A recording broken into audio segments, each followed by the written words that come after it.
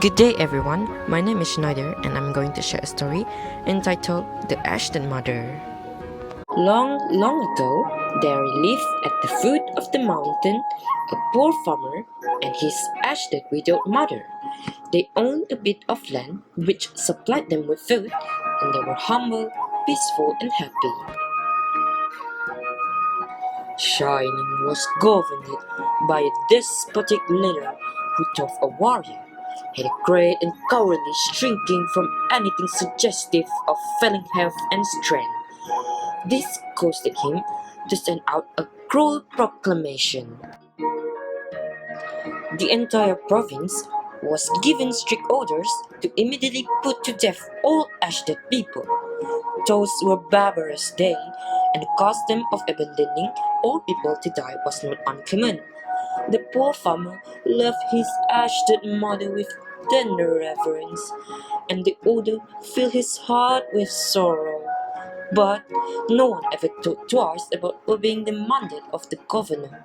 So, with many deep and hopeless sighs, the youth prepared for what at the time was considered the kindest mood of death.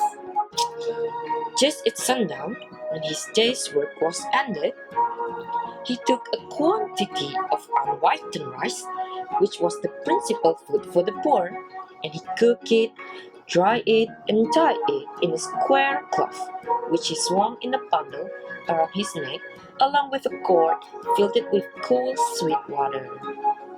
Then he lifted his helpless old mother to his back and started on his painful journey up to the mountain.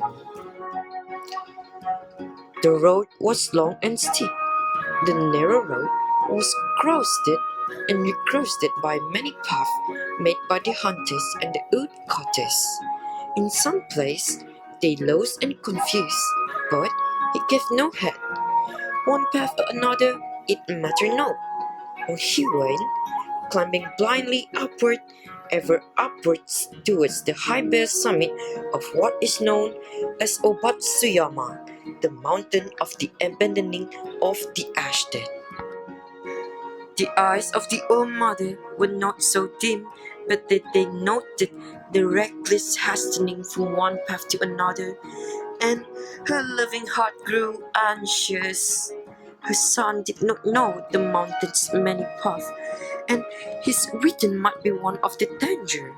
So she stretched forth her hand, and snapping the twigs from the brushes as they passed it, she quietly dropped a handful every few steps of the way, so that as they climbed it, the narrow path behind them was dotted at frequent intervals with tiny piles of twigs. At last, the summit was reached.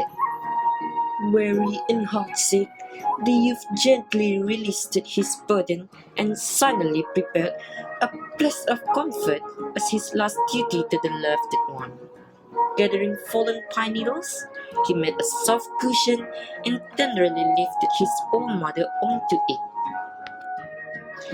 He wrapped her padded coat more closely about the stooping shoulders, and with tearful eyes and aching heart, he said farewell. The trembling mother's voice was full of unselfish love as she gave her last injunction. "Let not thine eyes be blinded, my son," she said. "The mountain road is full of dangers. Look carefully and follow the path which holds the piles of twigs. They will guide you to the familiar path farther down." The son's surprised eyes looked back over the path, then at the poor owl, shriveled hands all scratched and soiled by the work of love. His heart broke within, and bowing to the ground, he cried aloud, "Oh, honorable mother, your kindness breaks my heart. I will not leave you. Together we will follow the path of twigs, and together we will die." Once more he shouldered his burden. How light it seemed now, and hastened down the path, through the shadows and the moonlight, to the little hut in the valley. Beneath the kitchen floor was a walled closet for food, which was covered and hidden from the view. There, the son hugged his mother, supplying her with everything she needed, continually watching and fearing she would be discovered. Time passed so fast, and he was beginning to feel safe when again the governor sent forth heralds bearing an unreasonable odor, seemingly as a boast of his power. His demand was that his subject should present him with a robe of ashes. The entire province trembled with dread. The order must be obeyed, yet who in all shining could make a robe of ashes? One night, in great distress, the son whispered the news to his hidden mother. "Wait," she said, "I will think, I will think." On the second night, she told him what to do. "Make a rope of twisted straw," she said. "Then stretch it up upon a row of flat stones and burn it on a windless night." He called the people together and did as she said, and when the blaze died down, there upon the stone, with every twist and fiber showing perfectly, lay a robe of ashes. The governor was pleased at the wit of the youth and praised it greatly, but he demanded to know where he had obtained his wisdom. "Alice, Alice, the truth must be told," cried the farmer, and with deep bows he related his story. The governor listened and then meditated in silence.